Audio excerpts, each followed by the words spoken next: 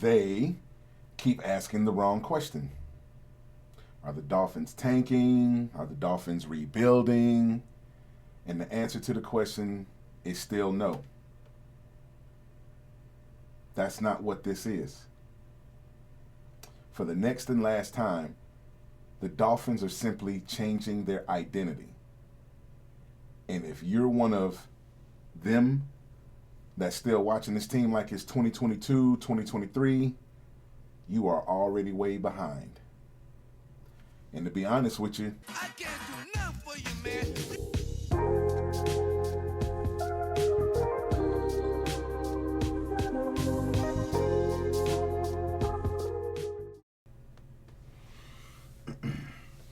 All right, so free agency phase 1 is over. The big spending is done. The splatter of the splash has now dissipated. So we can actually see what the team has been trying to do. And first thing we're going to do is take a look at the depth chart as currently displayed on the Miami Dolphins website. Yeah, the free agents aren't added yet. I'm not sure why they don't let them update that, but we will take it at face value and just go over the positions by group. Okay, so for your wide receivers, we got Malik Washington, Taj Washington, and Theo Weiss Jr. I told y'all I like Theo Weiss because he looked like the RZA. You tell me that boy don't look like the RZA. Anyway, tackles, Patrick Paul, Austin Jackson. We do not currently have anybody there, so to speak. Joseph Naya at the left guard, which I really wish they would move him to his natural position of right guard. You scouted him in college as a right guard, let him play right guard. Whoever the veteran is that you bring in that's used to playing multiple positions along the line, that's who you have play in the awkward position. Center, Aaron Brewer, and we don't have another right guard. So center, Aaron Brewer, Andrew Meyer, and we don't have a right guard. Tight end room right now is just Greg Dulcich, and we do not have a fullback on the roster. I don't know. I think they're going to make one of the third string, fourth string be the fullback. Doesn't make sense to go get another Alec Ingold. I know some of y'all liked Ingold, but it just wasn't effective enough for me. Running back, Devon Achane. We got a potential for a three-headed dragon right there. Y'all going to have to give Jalen Wright a little more time. He's good at running, pass blocking, all that good stuff, but give him some time. But Devon Achane, Jalen Wright, and Ollie Gordon, three young studs, man, as far as I'm concerned. Quinn Ewers listed as the one right now, but you know that's going to change. So whatever veteran you bring in right here, and then I guess we'll draft somebody, and then we'll sign a camp body or something like that so they don't wear their arms out. Moving over to the defense, defensive tackles, Zach Zeeler. They got it. I don't know why they got it like that, but Zach Sealer, Kenneth Grant, Jordan Phillips, Zeke Biggers, Big Biggers, and then Matthew Butler. Who's Matthew Butler?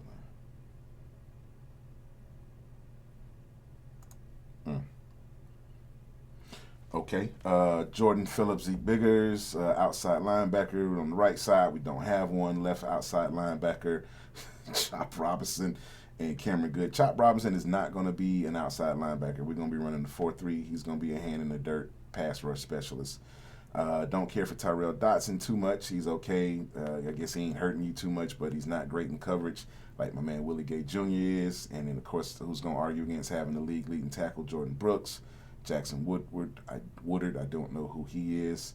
Cornerbacks, Ethan Bonner, you know how I feel about him. Jason Marshall Jr., Ethan Robinson, A.J. Green III, Dante Trader Jr. The safety cabinet is very bare, all right? Moving on to special teams. They Sean Riley Patterson, but not the other kicker that they brought in. Again, I don't know why they don't just put the guys on there, but because Patterson came after they brought in Gonzalez. But your holder is usually backup quarterback or the punter. We brought in 2 punters that'll have a competition. We'll talk about that. We brought in 2 long snappers that'll have a competition. We'll talk about that. And then Malik is handling the return responsibilities. So, yeah. I'm gonna evaluate the free agency the way I always do. I mean, I'm not going to put any hype into any of these players that we have acquired, okay? I will be doing stats just simply as a reference point because we're not playing the games yet, so we can't put eyes on them. And we'll discuss their fit and what role they will play with the team and give everybody a grade at the end. So please note that the scoring is going to be based on the PFF data and the rating system, and it's very simple. It works just like your old school grading system. 100 to a 90 is an elite player. 89 to a 85 is a Pro Bowler. 84 to a 70 is a starter. 69 to a 60 is a backup. And a 59 to a 0 is a player that is totally replaceable. So they typically consider a grade of 60 as average. The scores with between 40 and 50 indicate below average performance, and these are going to be the grades that they came up with through the end of the 2025 season, and how PFF came up with their top 101 players released in February of this year. And I get it. I know how some of y'all feel about PFF, but that's because that's how you were told to feel about PFF. I don't have a problem with PFF. I'm just using them as a baseline here anyway. But I actually applied for a job with them a couple of years ago and made it to the final round. I just didn't score high enough to make it through there. So the thing I like about their process is that it's definitive. It basically makes you make a decision, and it's based on the formation and what the player's doing at the snap. So while they may do something as the play develops, or they may go into motion before the ball is hiked,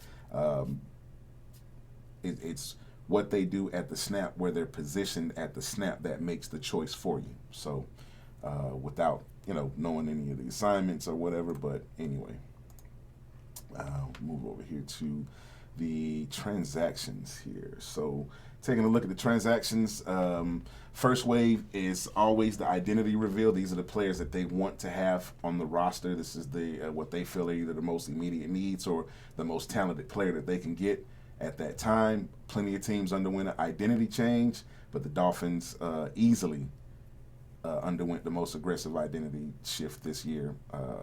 So the core players that they wanted to compete to come in, March 10th, they brought in kicker Zane Gonzalez for a one-year contract. They brought in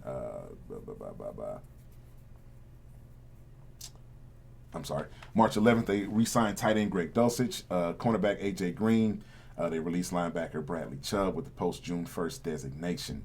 March 12th, they brought in Malik Willis, re-signed Matthew Butler, inside linebacker Willie Gay Jr., and kicker Riley Patterson the contracts.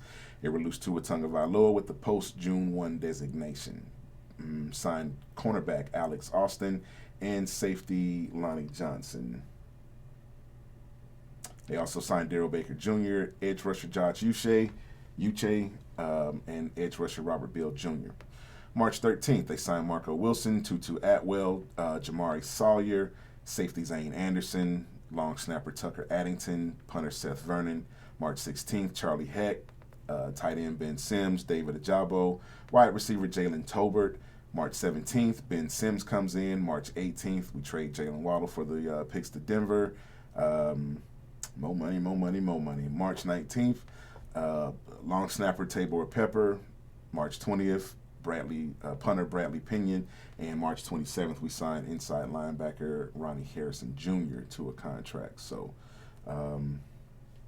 these are the players that they want to come in. These are the players that they feel like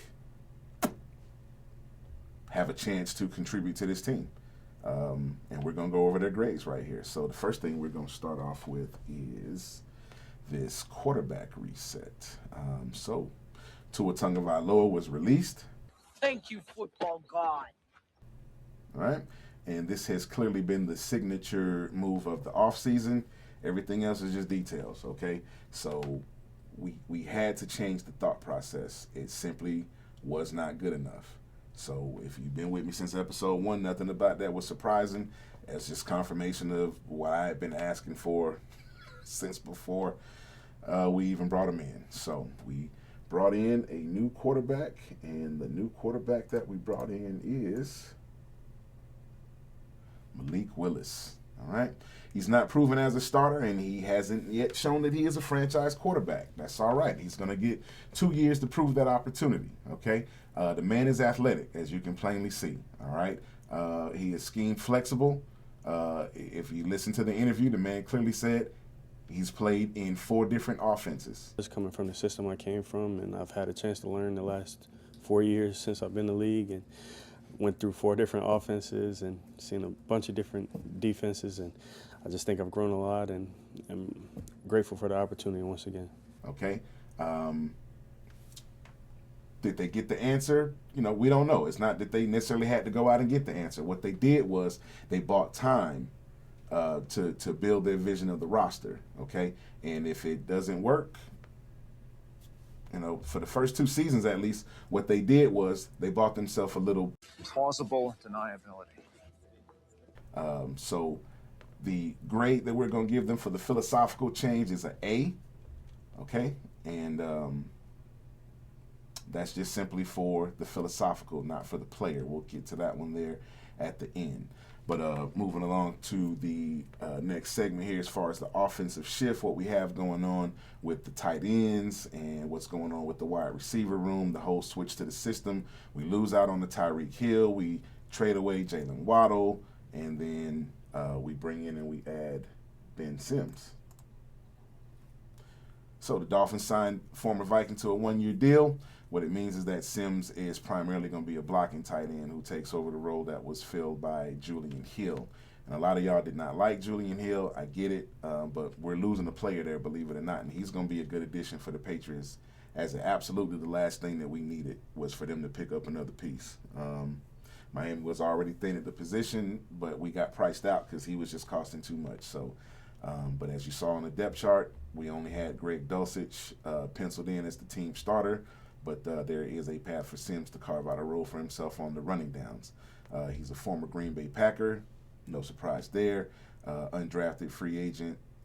He's going to be potential tight end 2 candidate to compete for a spot in the upcoming season. The key details of his signing include the contract for $1.3 million, $187,000 guaranteed. His background is that he played for both Minnesota in 2025. Total of 45 games of NFL experience. He will be competing behind Greg Dulcich, and he's going to be the specialized blocker. The outlook for him is while under contract, he is not guaranteed a roster spot, and he will have to compete in order to make the roster. Ben Sims frequently appeared among the team's lowest graded offensive players by PFF. Those grades included a 49.4 overall grade in Week 15 versus Dallas and a 40.3 grade in Week 10 versus Baltimore. Where he had specialized run blocking duties, those grades fell in the low 50s. So he's got an uphill climb to make it as the number 2 blocking tight end. PFF performance metrics, his overall grade in Week 15 was 49.4 versus the Cowboys. Week 10 was 40.3 versus the Rams.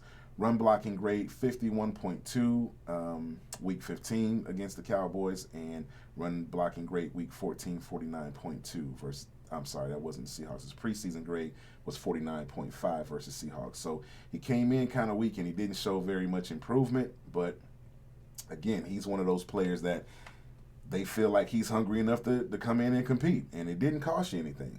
This is not a big risk. So being that we're strapped for cash and we can't really do a whole lot because y'all just had to have y'all quarterback, this is what we're dealing with right now. And I have no problem with the move. We'll talk about the grade here coming up a little bit at the end.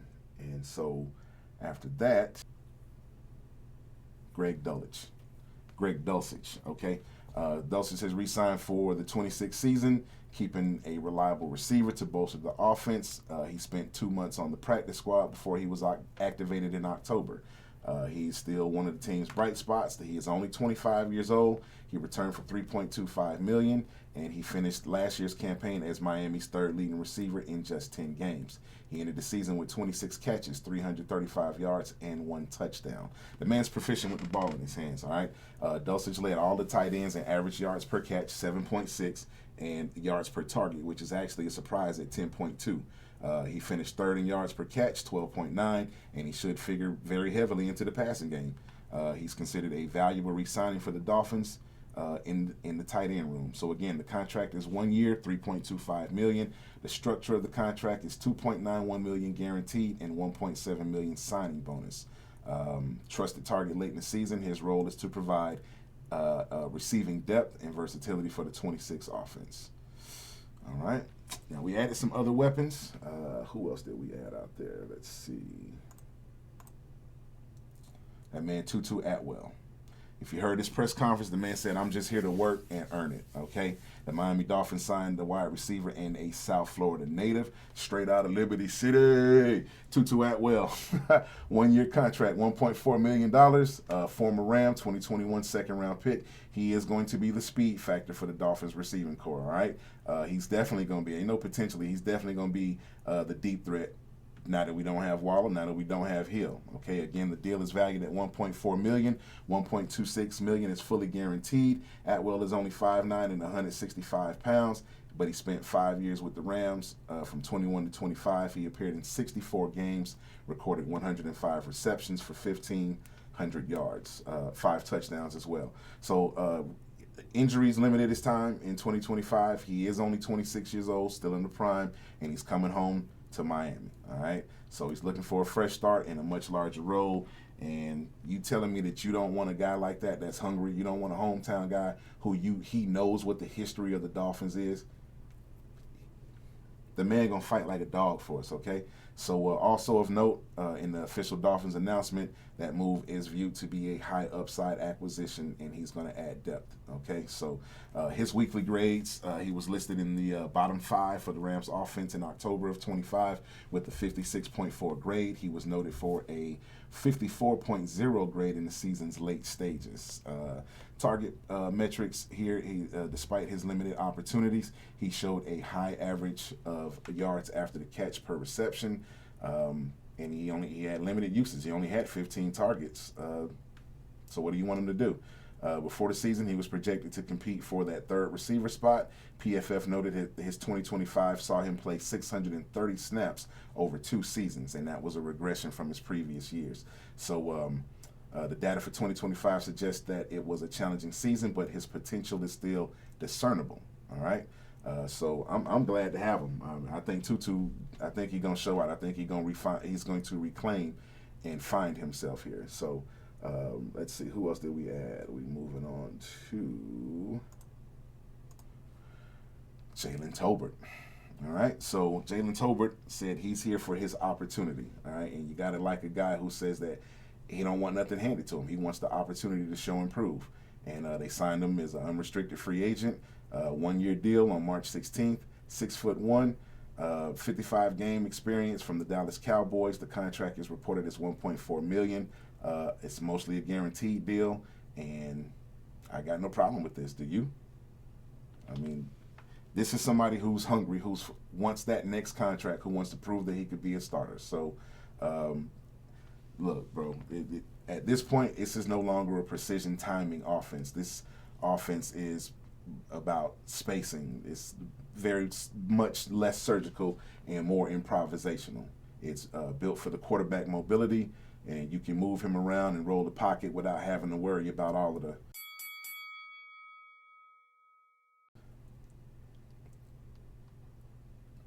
So moving on to the trenches, because that's what Halfley and them said. What we added to the trenches was something special. Nah, not really. Charlie Heck, all right, signed with the Miami Dolphins to act as the swing tackle. He could play both sides, all right. Last season with the Buccaneers, primarily filling in at right tackle, Charlie Heck earned a 45.2 overall grade from Pro Football Focus, and that ranked him 86th out of 89 qualifying tackles. That's not good at all, okay? He played in all 17 games. He played 473 snaps, started 6 games, and allowed 32 pressures, 29 hurries, 3 sacks, and 2 penalties. His overall grade performance breakdown was a 45.2. Pass blocking grade, again, 48, 82nd out of 89. His run blocking grade was 44.0, 86th out of 89. So the Charlie Heck move, you wouldn't call that infrastructure because he's 29 years old. He is definitely on his last journey. Not to say that this is his last season, but he's on that second half of his career. Once you bust 30, that's it, baby. But he's going to be a foundation piece. So you do have Jackson, you do have Paul. Okay, he'll swing between the two of them. And then wherever they put Jonah, I don't know. Again, I say put him at right guard, but then you got Heck, who can come in the pinch, and you sign another veteran, or you get you a high-quality undrafted free agent to be the second swing, and then you spend some of that draft capital on a young offensive lineman that you've identified, who may fit the system, who may fit the culture. And personally, I hope that they've identified. Now, if they go and get my boy, that's going to make me happy as a Dolphin with two tail fins, okay?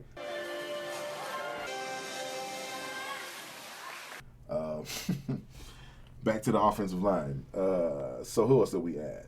We added Jamari Sawyer. Jamari Sawyer signed a one-year contract with the Dolphins here. Former Los Angeles Charger, functioned as a versatile offensive line starter, and this is why I say he could play the left tackle position.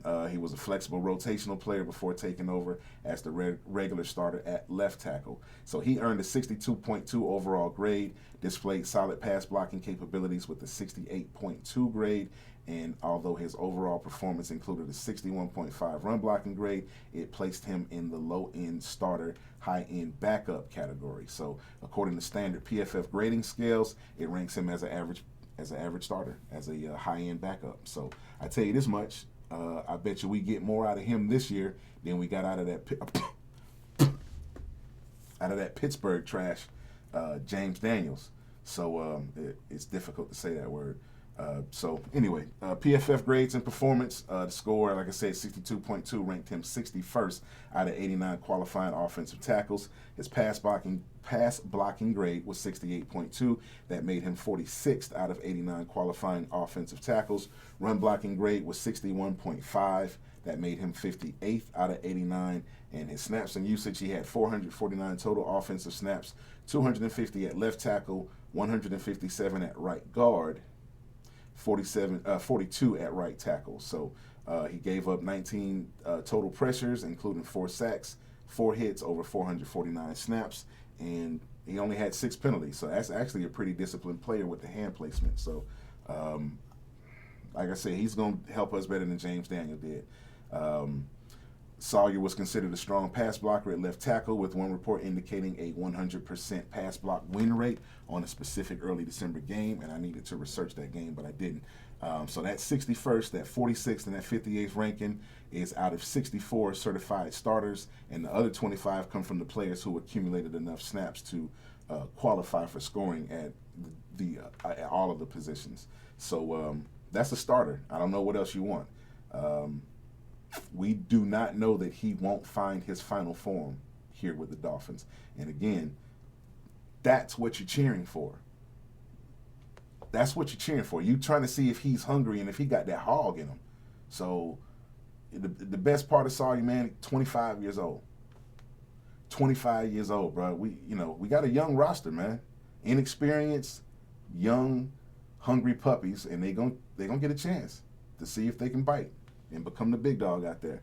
So I would honestly say that this is the first time in years that the team is actually acting like adults with the offensive line. If you look around, and the organization finally seems to be just as concerned about it as we are. I think you guys are probably more worried than we are, in terms of, Yeah. Sorry about that. I just believe in kicking the man while he's down. Okay, so we're going to move on to the defensive identity shift. We got rid of Bradley Chubb here, and we brought in Robert Beal, David Ajabo, Ronnie Harrison, and Joshua Uche, and this guy right here, Willie Gay Jr. Dolphins are bringing back Gay on a one-year deal. What it means is that he's a versatile linebacker. He was a training camp standout last year, showed some love to the Fish Out of Water show. The hype didn't necessarily carry on to the regular season, but he only played 131 snaps. We did not use him, bro. That's a small sample size, and at worst, he's going to provide you some special teams coverage, all right? And he can cover linebackers. He's good in space, all right? So functional depth, he has a Super Bowl pedigree like Tutu, and that's a major need for us, man. Somebody on the roster who knows how to win and knows what it's supposed to look like.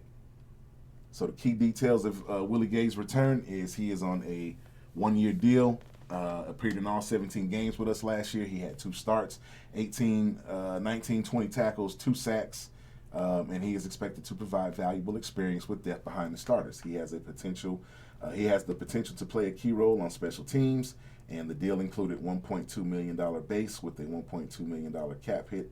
And I'll take that hit. Willie Gay Jr. was a standout performer for the Dolphins on special teams and when he was in there. But he did earn a 66.7 overall PFF grade. He frequently appeared as a top defender, bringing needed experience to a revamped defense, and he did prove his worth after signing in free agency. His overall grade was a 66.7. His coverage grade was a 69.5. I told you the man's good in space. His run defense grade was a 55.1. He needs to improve on that. Pass rushing grade was a 61.9, and he recorded 13 solo tackles, 2 total pressures, 1 sack, and he allowed one sack allowed in his passer rating coverage. So his performance was strong enough to merit consideration as one of the team's best defensive performers during the season, and he did particularly stand out in certain matchups. All right. I'm happy to have him, man. I'm glad to have him back. So we also brought in this guy here, Robert Beal Jr. The Miami Dolphins have signed edge rusher Robert Beal Jr. to a 1-year, $1.195 million contract. After spending his first 3 seasons with the San Francisco 49ers, Beal joins a revamped Dolphins defense under new coach Jeff Hafley. Beal is expected to compete for rotational edge rusher spot along the recent signees like Joshua Uche and David Ajabo. His physical profile, he brings elite athleticism to the Dolphins, having recorded a 4.4 40-yard dash. That's the 99th percentile for defensive ends. So he can run. He got some ride to him. Special teams, his experience on special teams, he appeared in over 60% of the snaps over the last 2 seasons, and he will provide immediate value as he battles for a roster spot. His PFF overall performance, defensive grade was a 53.3, 51.8 for his pass rushing grade.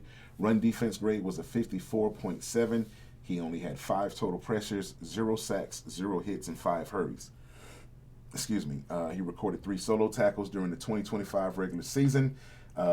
Beal was waived by the 49ers last year and re-signed to the practice squad in September, subsequently promoted to the active roster in late September. He did miss time late in the season due to a concussion.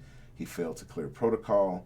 He was just basically primarily used as a rotational pass rusher and on special teams. So his season best was a 68.8 grade, coming in with a limited 13 snap performance. So we don't know what he can do. So for all of y'all that's complaining about, oh, all they doing is signing scrubs, these are guys that are hungry for their next opportunity. And when you're building a roster and you're trying to set a culture, them the kind of guys that you want out there, because they're going to be fighting for every dollar that they get out there. How can you be mad at that, man? So we're moving on to Mr. David Ajabo. The Miami Dolphins have signed former 2022 second-round pick, 45th overall by the Ravens, edge defender David Ajabo. He had limited playing snaps, only 6 defensive snaps in week 3, 59 total snaps by the bye week. He earned 53.2 overall PFF defensive grade for the 25 season. That's not good. His performance was largely in a rotational role with the Ravens before joining the Dolphins early this year.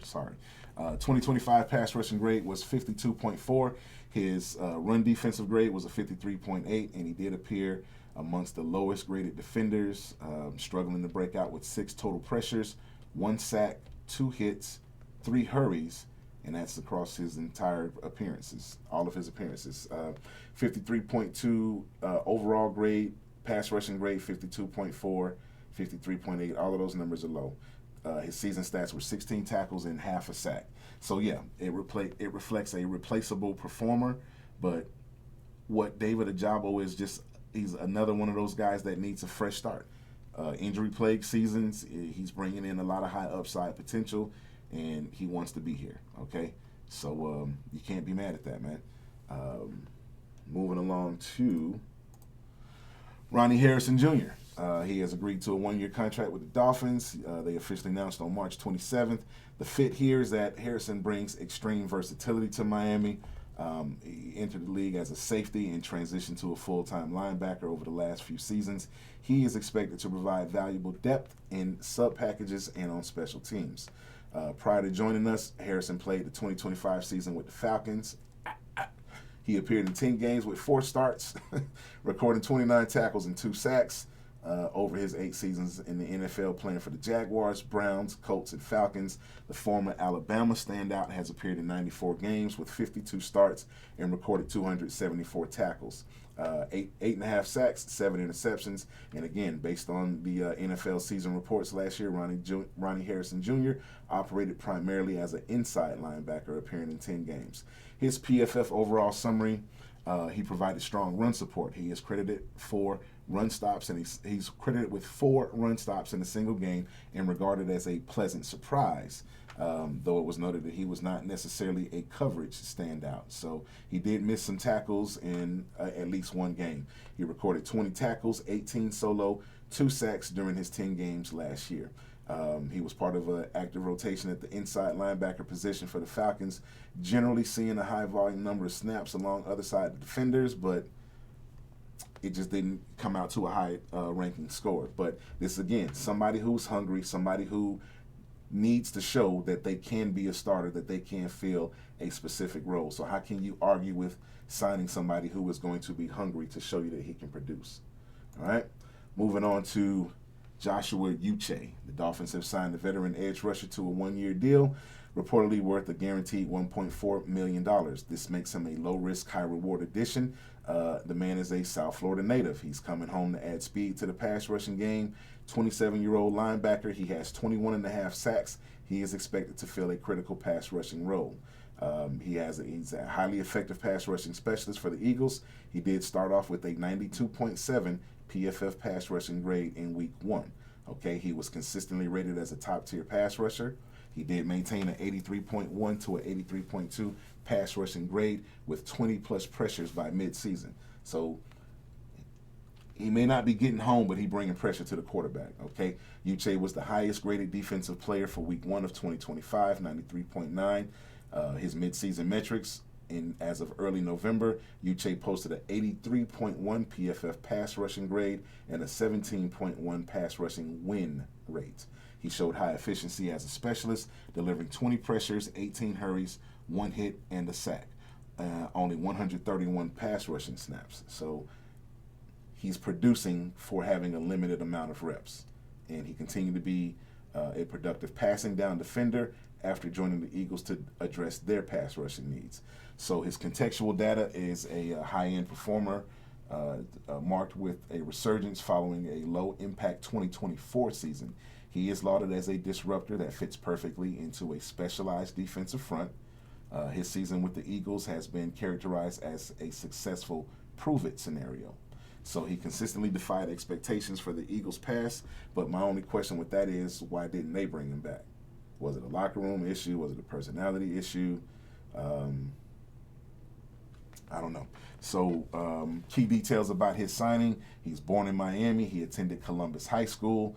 Uche has appeared in 76 games, recorded 105 tackles and 21.5 sacks.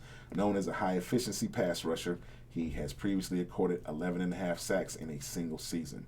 He is going to join the defensive front, looking to fill the need for edge rushers following key departures. Uche is eager to play for his hometown team, citing that he's seeking the opportunity to help the team succeed in front of his family.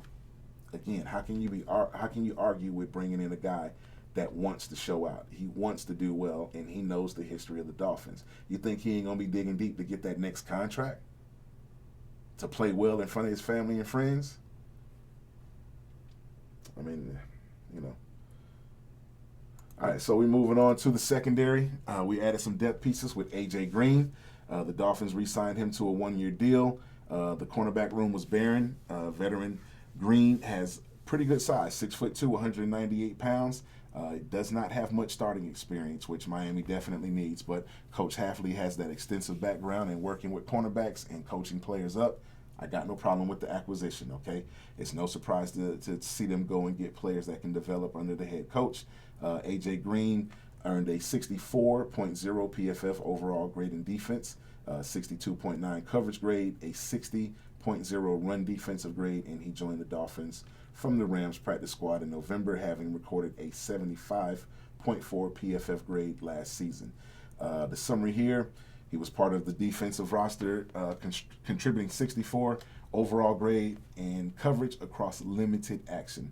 Preseason performance here, he graded out with an impressive 75.4 overall score. Stellar coverage. He only allowed 1 catch on 5 targets with 2 pass breakups. Limited snaps, and he's producing. Formerly of the Rams, 62.9 coverage grade, run defensive grade, 0 interceptions, 0 pass breakups while allowing limited production in his role. So, again, you can't argue with that, man. He was added to solidify the cornerback position because we don't have nothing. The man needs an opportunity to compete, and that's exactly what he's going to get, a chance to compete. So moving on to Marco Wilson. The Dolphins have signed the cornerback to a 1-year contract on March 13th, 2026 as an unrestricted free agent. Again, a South Florida native from Fort Lauderdale. Wilson returns home from the Cincinnati Bengals, where he recorded a 39.0 overall PFF defense. Yeah, that hurt to say that. He struggled in limited action with a 36.4 coverage grade, allowing 2 receptions and 118.8 passer rating when he was targeted. Okay, player profile indicates that he had limited playing time and limited snaps, and that's what contributed to the score. He just wasn't utilized. The contract details 1.2 for the 26th season, the base salary of 1.145, roster bonus of $75,000. 0 guarantees, so the Dolphins can release him before week 1 with no dead cap guarantees. All right. His overall PFF performance for last year, 54.8. That ended up 62nd out of 71 qualified cornerbacks. His coverage grade was a 53.9, which was 91st out of 114 qualified corners, and his run defense was a 55.3.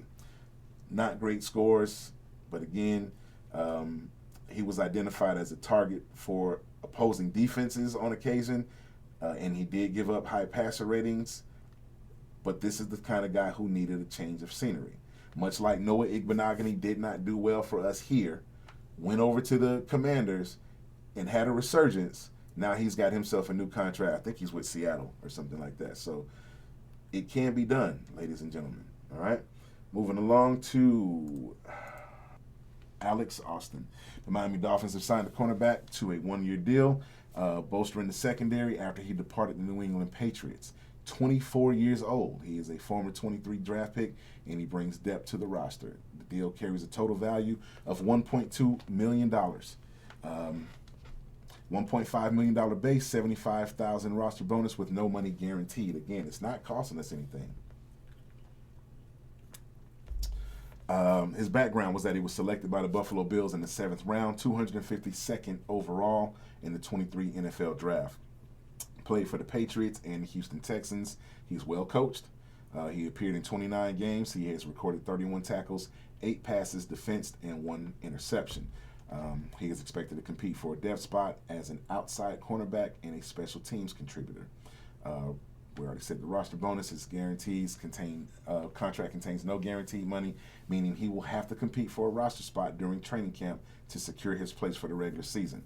Austin is 24 years old. Young guy, hungry guy. He got a family to feed.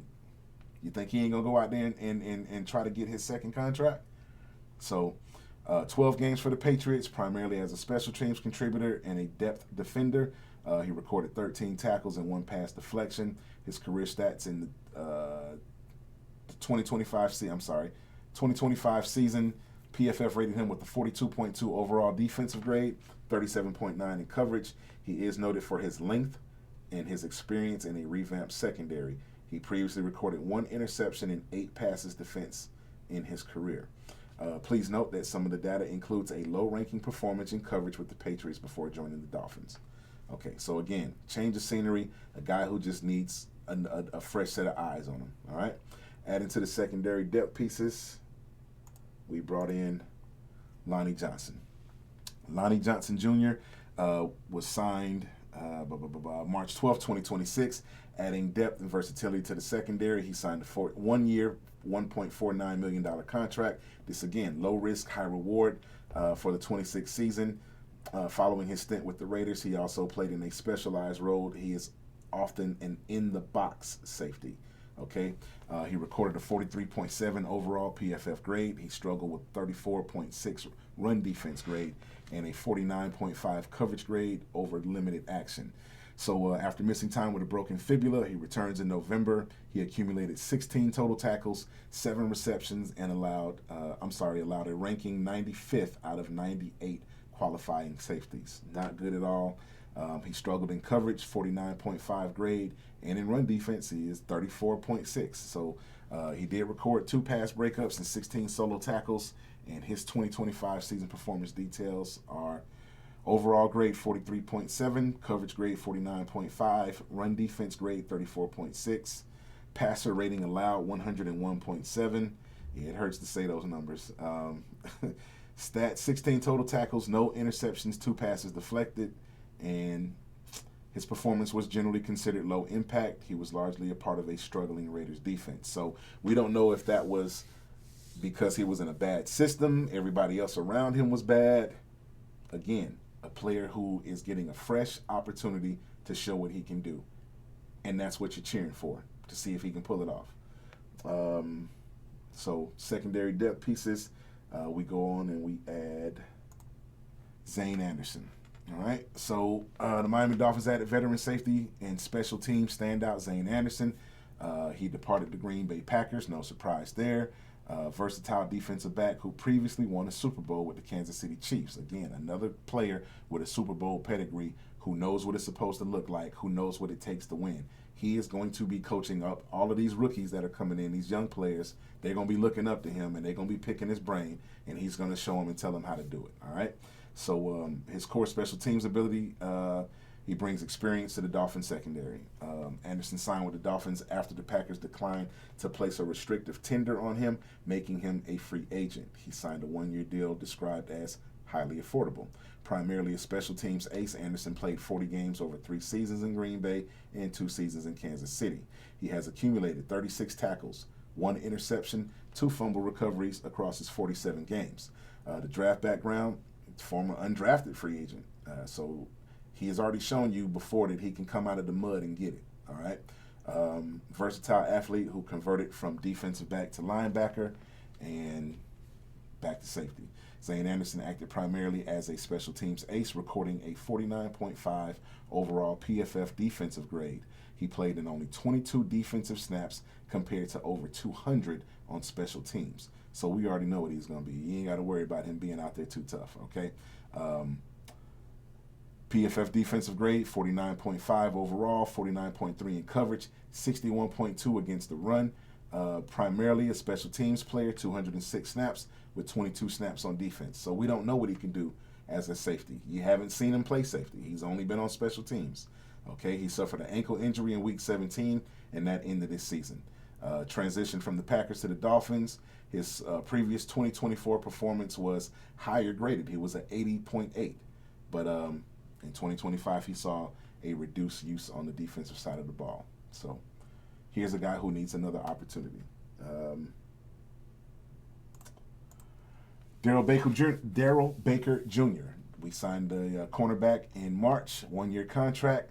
Again, adding depth and experience to the secondary. He is expected to compete for a starting role.